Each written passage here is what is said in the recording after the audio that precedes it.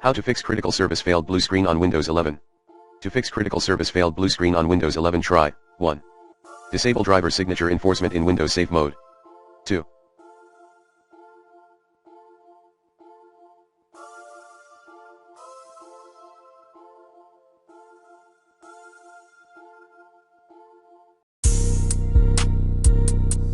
Run offline SFC scan as admin. 3.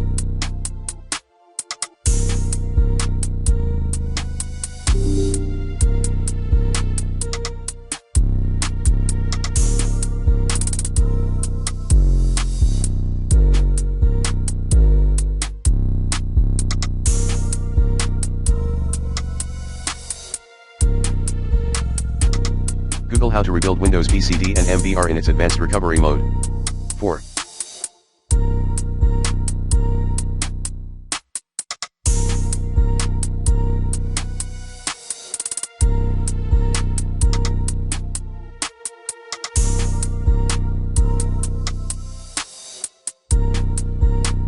Update your device drivers using the recommended Avast driver updater in this video guide.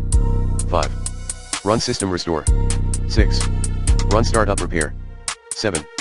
Repair Windows installation using ISO.